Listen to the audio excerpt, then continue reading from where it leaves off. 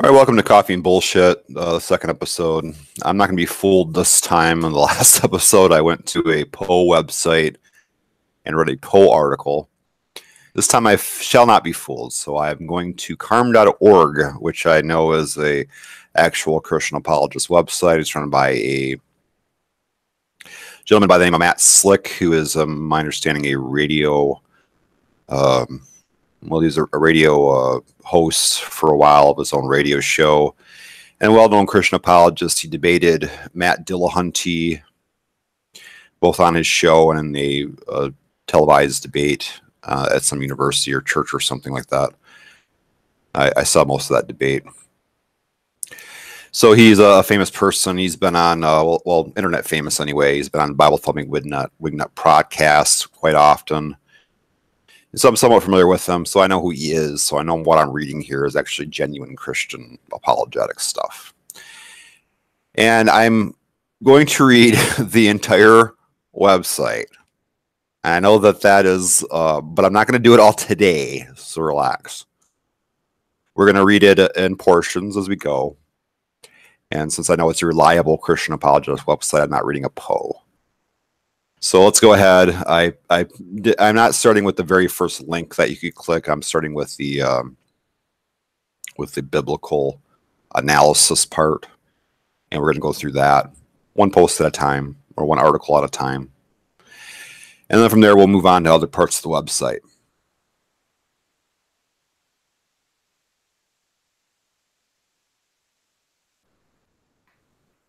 Just a second here. Okay. So his first thing here is about the book of Genesis, and the first question he has, or the first answer he tries to give us here, is about the issue of whether Genesis 1 and 2 present contradictory creation accounts. And so he goes a little bit of an analysis of the day 1 through day 6 here of Genesis 1. Heavens and earth were created, let there be light, day and night. Atmospheric waters separated from earth waters, land appears separating the seas. Day 4, sun, moon, stars were made. Day 5, sea life and birds were created, land, animals, creeping things, and man. Male and female were created. Genesis 2 states heaven and earth were created. There was no plant yet, no earth, no rain yet, and no man. But a mist rose riding the surface of the ground, and the Lord formed the man from dust in the ground and breathed into his nostrils the breath of life. Finally, God made Eve. Here's his answer to the contradiction. There is no contradiction between Genesis 1 and 2. Genesis 1 is a detailed explanation of the 6 days of creation, day by day. Genesis 2 is a recap and more detailed explanation of the 6th day, the day that Adam and Eve were made. So the 6th day, land, animals, creeping things, and man. Okay. But he says vegetation is made on day 3. Okay, the recap is stated in Genesis 2:4. This is the account of the heavens and the earth when they were created. In the day that the Lord God made earth and heaven. Then Moses goes on to detail, well, okay, where the hell are you getting the idea that Moses wrote this? There's nowhere in the book of Genesis or anywhere in the Torah where it states that Moses wrote it. I feel like I'm reading some guy that just got out of Sunday school here. That is just tradition. He has no basis to say Moses wrote it. The Torah does not claim any specific author of the Torah. So even if and I don't even call him the Torah or the author of the Torah a liar by saying that he isn't Moses, because he doesn't even claim to be Moses. Then Moses goes on in detail the creation of Adam and Eve as is seen in verses 7 through 24 of Genesis 2. Proof that is not a creative account is found in the fact that animals aren't even mentioned until after the creation of Adam. Why? Probably because their purpose was designated by Adam. They didn't need to be mentioned until after Adam was created. He's not dealing with the issue here. The issue here is that Genesis 2, which I have here, this is the account of heavens and earth as they were created. The Lord God made the heavens and the earth. No shrub had yet appeared on the earth, and no plant had sprung up. The Lord God had spent rain on the earth, and There was no one to work the ground, but streams came up from the earth and watered the whole surface of the ground. And the Lord God formed man from dust of the ground and breathed into his nostrils the breath of life, and the man became a living being. Now the Lord God had planted a garden in the east in Eden, and there he put the man he had formed. The Lord God made all kinds of trees throughout the ground. So here's where he made the trees. So he makes plants here, and no plant had sprung up, and then he made man. So those are in reverse order. He makes man here, then he makes the plants. In Genesis 1, he makes the plants first, then he makes man. So those are a reverse order. And he's not really addressing that here. I have heard a better addressment of that. One person who addresses this issue a little better than this would be Kent Hovland. Kent Hovland says that Genesis 2 is just talking about the garden. It's not talking about the rest of the earth. So there had been no shrubs that had, or vegetation that had appeared in the garden yet. So he made man in the garden, then put the vegetation there, but there was vegetation everywhere else, is his apologetic to that. Matt Slick, in contrast, doesn't even seem to be addressing that issue. He just kind of brings it up and then just never even gives us an answer.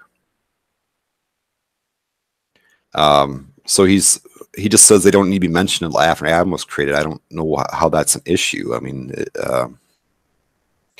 it says literally that in Genesis 2 that before Adam was created, there were no shrubs. And that's a contradiction. Now, this is one of those things, though, I don't know if it's... A lot of Christian critics or layman Christian critics like to bring this one up a lot. And there's so many stronger criticisms of the Bible than this one. This is not a super strong criticism. Christine Hayes, in her video series about the Old Testament and the lecture she gives at Yale University, does take that the scholarly opinion is that these are two different creation accounts. And they probably are two different creation accounts, but in an apologetic discussion, it's too easy for the apologist to knock that surf back and say what Ken Hovland said. Well, just the Genesis 2 is just talking about the garden, and Genesis 1 is talking about the rest of the earth. Really easy to swap back, and I know you're welcome to have a long battle about that particular issue with a Christian apologist, but it's one of those things that I think is just kind of a waste of time to go through with them, because they're going to find it really easy to kind of knock that one back. All right, let's go to another article.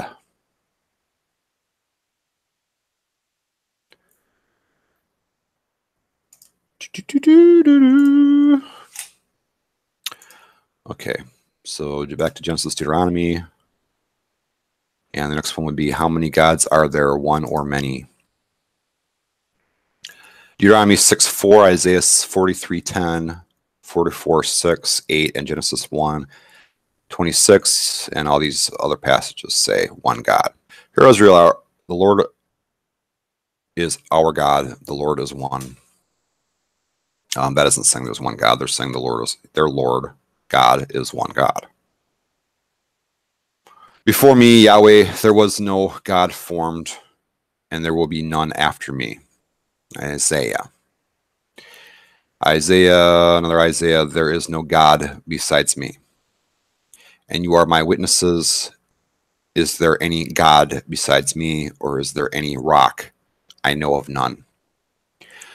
An issue you have there is the word God. My understanding is that usually those are translations in Isaiah Hebrew.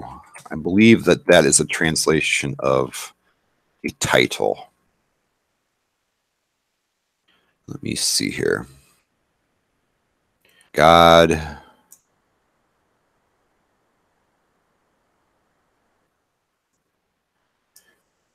Word and Bible. I don't know if those are specifically talking about Yahweh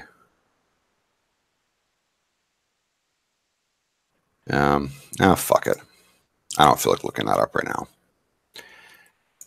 But I am pretty sure that God in Isaiah is not specifically, there is no God, which means the supreme God or the Lord over all things.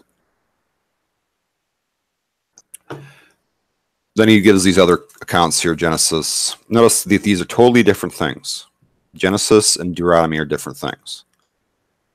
Then God said, let us make man in our image according to our likeness. And I'm pretty sure he's going to go into this in his bottom part. If he doesn't, I don't know. He's probably not a great apologist. But usually Christians will say, let us make man in our image, is specifically saying that. So let us make man in our image according to our likeness. That's the three gods, the triune God talking to each other there. Even though the Hebrew Bible is decidedly not a Christian document and they did not believe in Jesus. And Lord God said, the man has now become like one of us, knowing good and evil, like one of us. Yeah. That never bothered me as a Christian. That's one of those things that I'm not sure. Christian criticism, that's not that strong, like one of us. My understanding is when I read that he was talking, it was a dialogue between him and the angels. Come, let us go down and confuse their language so they will not understand each other. The us there, from my understanding, that's an issue of, it's sort of a singular plural case. Again, I don't know if it's a strong criticism. 1 Corinthians 8:5, for even if there are so many for even if there are so-called gods, whether in heaven or on earth, as indeed there are many gods or many lords. For there are three that bear witness, the spirit, the water, and the blood, and the three are in agreement. He's not really bringing up the better issues of many gods.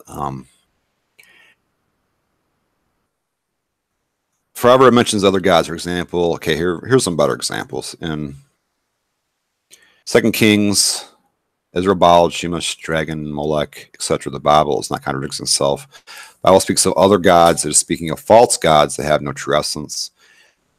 It says, formerly when you did not know God, you were slaves to those who were by nature are not gods. See also Isaiah 37:19 and Jeremiah 2:11. God tells us that he alone is the true God, and that all of the invented gods of man do not exist except in their own minds. So you can see that the Bible is not contradicting itself regarding how many gods there are in existence. There's only one. Note in the verses in Genesis that have God saying, let us make, let us go down, etc., are clues to Trinitarian nature of God. Yeah, okay, he's going into that. God is a Trinity in three persons. Well, it doesn't, the Hebrew Bible, nobody in the Hebrew Bible believed, or authors of the Hebrew Bible believed that. They were Hebrews. They did not believe in Jesus. There are not three gods, but one. This makes no sense. If there's three of them, there's three of them. There are those who insist the Trinity is polytheistic. Yes, it is. But it is not. Okay, just say it's not, and therefore it's not a polytheistic. Those are those who say that the Trinity is polytheistic, but it is not. Well, period. I guess you win. There are those who say I am, my words are nonsense because I say 5 + 5 = 12. But it is not nonsense, period. Okay, I guess you win. Whatever. Yeah, just don't even deal with the issue. Just say it is not. And that is, I guess, the end of that, okay? You just dealt with the issue of the Trinity, the contradiction of the Trinity. What he's doing here, and I'm going to deal with something he's going to probably do over and over again as I go into this website. He's doing what's called the secret admirer fallacy. You cannot interpret the words of Genesis by the words of Galatians. Galatians is a New Testament book. And Isaiah is not a different author than the book of Genesis. And when you use these books to interpret the words of these authors, You are assuming that the Bible, that all these works are inspired by the same God. But since that's the very issue under discussion, that's begging the question. What you're saying is, what he's doing here is he's saying that all these books are inspired by the same God, which means that they need to be interpreted in concert. And when you interpret them in concert, you find that they don't contradict, which suggests that they're all written by the same God. So what that basically is begging the question. They're all written by the same God, which proves they're all written by the same God. He is not really examining the issue. You cannot read the Bible in an apologetic discussion by assuming that the Bible's inspired by God. You can only do it by reading each author by themselves, asking yourself, is this evidence that the Bible's inspired, or is it not? And then coming to the conclusion, whatever that conclusion might be. Which is what Christian critics do. We don't do what he's doing. We approach, anybody who's approaching this issue with an open mind and is actually trying to decide what is actually true. Is his position true, or is my position true? Is going to be analyzing the issue, saying, well, he's not going to be doing what Matt Slick is doing here by assuming all these other books were inspired by the same deity as the author of Genesis, or the author of Second Kings, or whatever these other books are, Numbers.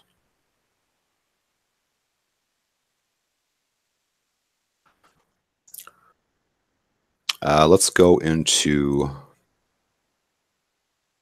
let's see here.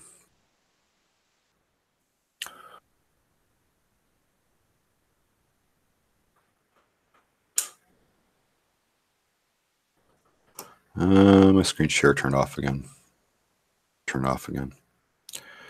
All right, we'll go to next one, and we'll talk more about the gifted son fallacy as we go on. I'm sure it's going to come up a lot. Well, the gifted, that specific instance was the secret admirer fallacy. Doesn't God saying, Adam, where are you, show God didn't know something? Okay, it's Genesis 3:9. This is one I've never used before. He's bringing up Christian critical statements that I've really never used. I don't know if they're that strong. The Lord God called to the man and said to him, where are you? The context of those verses immediately after Adam had sinned.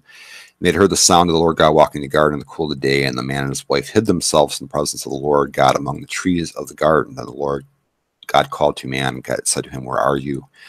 And he said, I heard the sound of thee in the garden, and I was afraid because I was naked, so I hid myself. Does this mean that God didn't know something? Not at all. Someone can easily ask a question to which they know the answer. Usually the reason to do that is to point something out or teach something. Obviously, Adam and Eve had sinned. God asked Adam, where are you? Where was Adam? He was hiding from God. Adam's sin had destroyed his fellowship with the Lord. God knew this, and he was pointing it out to Adam. We need to ask ourselves, where am I? My fellowship with God or in rebellion against him? Well, that's begging the question too. The question there. Well, yeah, I mean, I would agree that this is actually a weak criticism. He called out to man and said to him, where are you? Obviously, if he didn't know where he was, Adam wouldn't have been able to hear him.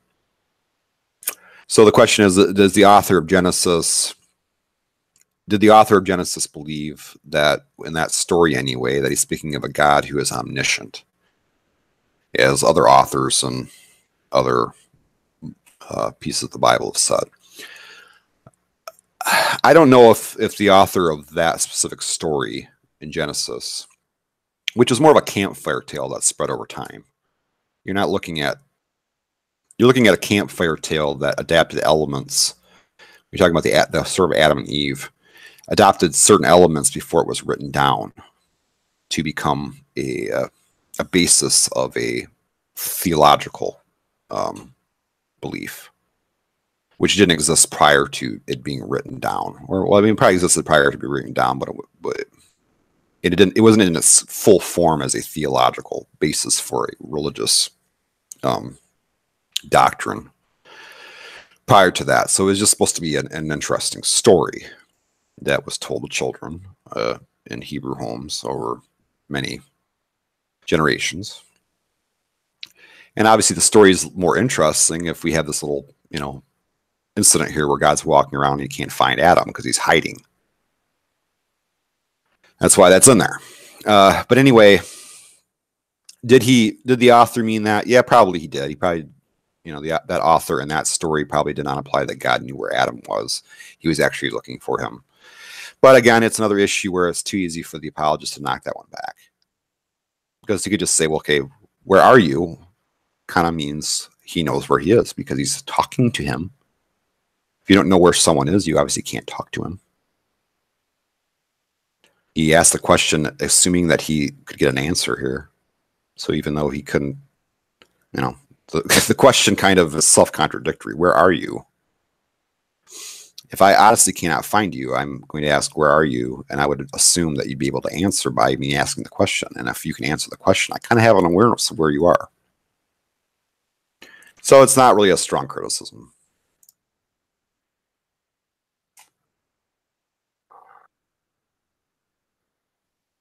And we will go into more of this on a different day. Again, most of these videos I'm making right here are just trying to practice my verbal skills and trying to get better at them. Hopefully I'm using less ums and stammering less and being more coherent and more articulate over time. That is the purpose of this exercise. As I'm making videos for people to watch, but at the same time, this is an exercise in trying to improve my verbal abilities because I've had live debates lately that have just been so terrible. And I've learned from them that my oral skills need work. So that's really what this is about. But in the meantime, maybe if you're watching it and you enjoy my commentary, maybe I can build an audience in the meantime. I don't know. That's not really my central purpose here. My central purpose is to get better at this. So anyway, that's all for now. Now I will go back to carm.org and continue this analysis of his statements about the Bible. And until then, thanks for watching. Subscribe to my channel if you want to see more of this. I don't know why you would, but you're welcome to. All right. Thank you.